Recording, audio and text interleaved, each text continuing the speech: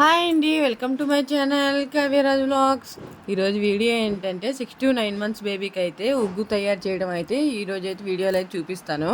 అంటే ఇది నేను డాక్టర్ని సజెషన్ చేసి అడిగిన తర్వాత ఆ డాక్టర్ చెప్పిన విధంగా అయితే నేను ఈరోజు అయితే ఉగ్గు అయితే తయారు చేస్తున్నాను. ఇదైతే ఉగ్గు ప్రిపేర్ చేసిన తర్వాత ఎలా ఉంటుందో అయితే మీకు అయితే చూపిస్తాను అనమాట. ప్రస్తుతం అయితే ఉగ్గు ఎలా తయారు చేసుకోవాలో వీడియోలో అయితే చూపిస్తాను, వచ్చేయండి. ముందైతే ఒక టీ గ్లాస్ తోటి అయితే 2 గ్లాసులు బియ్యం అయితే తీసుకున్నాను, అది ఈ గ్లాస్తో అనమాట. దీనికి అర గ్లాస్ అయితే కందిపప్పు తీసుకున్నాను, పావు గ్లాస్ అయితే మినపప్పు అయితే తీసుకున్నాను అనమాట. అంటే డాక్టర్ అయితే ముందు కొద్దిగా చేసుకున్నామ్మా, తర్వాత బాగుంటే అంటే పిల్లలకి సెట్ అయితే అప్పుడు అన్నీ వేసుకొని చేసుకోవచ్చు అనేసి అన్నారు. ఇంకా అందుకనేసి నేనైతే ముందు లైట్గా అంటే కొద్దిగానే ప్రిపేర్ చేస్తున్నాను అనమాట.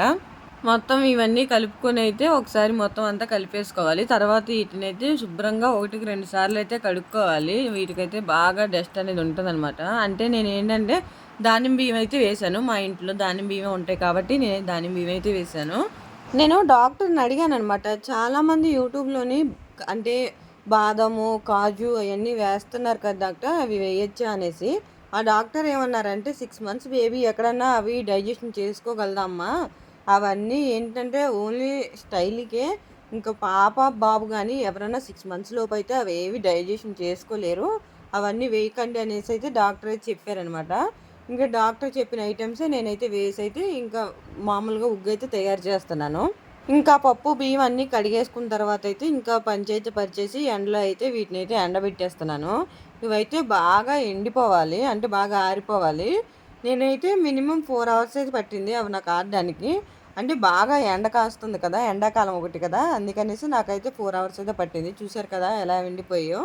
ఇంక ఇదైతే అలాంటి తడి కూడా లేకుండా అయితే బాగా ఆరిపోయింది. ఇంక దీన్నైతే కొద్దిగా ఫ్రై చేసుకోవాలి. అంటే ఫ్రై అంటే ఎక్కువ ఏమో హడావడి కాకుండా కొద్దిగా తడిలేని బాండీ అయితే పెట్టుకొని సిమ్లో అయితే పెట్టుకోవాలి. అది బాగా హీట్ ఎక్కిన తర్వాత అయితే ఇంక ఈ బియ్యం అవన్నీ వేసుకొని దగ్గర ఉండేది కలుపుకోవాలి, లేదంటే అడుగైతే మాడిపోతూ ఉంటుంది.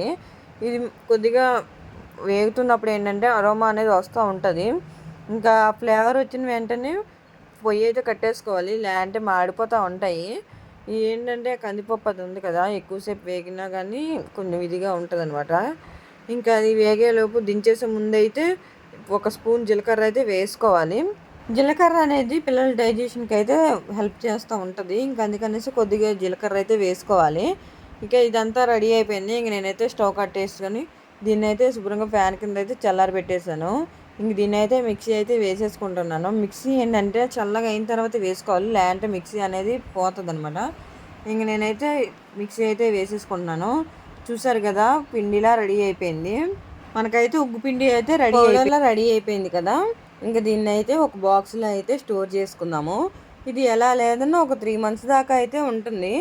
మనం అప్పుడు దాకా ఉంచామనుకోండి, పిల్లలకి డైలీ పెడతా ఉంటాం కదా, ఇంకా అప్పుడు దాకా అయితే ఉండదు నాకు తెలిసినంత వరకు అయితే. ఇంకా వీటిని అయితే బాక్స్లోనైతే గాలి పట్టకన్నా అయితే పెట్టేసుకున్నాం అనుకోండి, ఒక 3 months దాకా ఎలాంటి ఇబ్బంది అయితే ఉండదు. ఇంక మనం చేసుకునేటప్పుడల్లా ఒక్కొక్క స్పూన్ తీసుకున్నాం అనుకోండి సరిపోయిద్ది. నాకు 2 గ్లాస్ బియ్యానికి అయితే ఇంత అయితే వచ్చిందనమాట.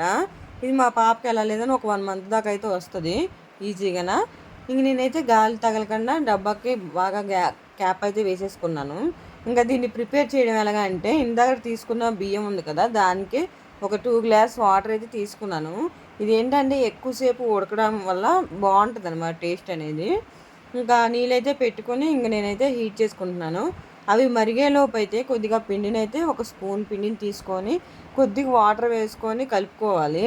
అంటే ఉండలవి లేకుండా కలుపుకున్నాం అనుకోండి బాగుంటుంది అనమాట. లేదంటే ఏంటంటే అది వాటర్లో వేసినప్పుడు ఉండల్లా అయిపోయి అడుగంటిపోతూ ఉంటుంది.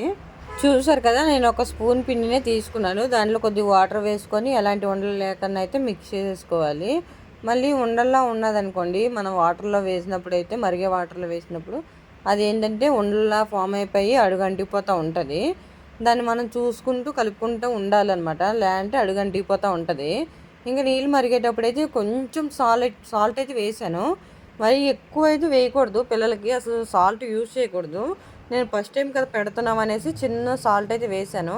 ఇంక నీళ్ళు బాగా మరిగిపోయి కదా, ఇంక అందుకనేసి ఇంక ఈ పిండిని కలిపిన పిండిని కూడా నేను వాటర్లో అయితే వేసేసాను. ఇంక దాన్ని అయితే మనం అలా మిక్స్ చేసుకుంటూ ఉండాలి, లేదంటే అడుగు అంటిపోతూ ఉంటుంది. ముందు ఎవరైనా స్టార్టింగ్ పిల్లలకి ఉగ్గు పెట్టేటప్పుడు ఏంటంటే ఎలాంటి బాదం కానీ జీడిపప్పు కానీ ఇంకా మళ్ళీ పచ్చిశనగపప్పు ఉంటుంది కదా, ఆ పప్పు కానీ వేయకండి. ఎందుకంటే పచ్చిశనగపప్పు అనేది గ్యాస్ ఫామ్ అయిపోతుంది అనమాట. దాన్ని మనమే పెద్దవాళ్ళం త్వరగా డైజెస్ట్ చేసుకోలేము. అలాంటి చిన్నపిల్లలు ఎలా డైజెషన్ చేసుకుంటారు. ఇంకా అది వేసేటప్పుడు మాత్రం చూసుకోండి, స్కిప్ చేసేయండి చాలా వరకు మ్యాక్సిమం. ఇంకా బాదం అనేది బలమైన ఫుడ్డు, అస్సలు డైజెషన్ చేసుకోలేరనమాట. ఇంకందుకనే బాదం కూడా కొంచెం స్కిప్ అయితే చేసేయండి.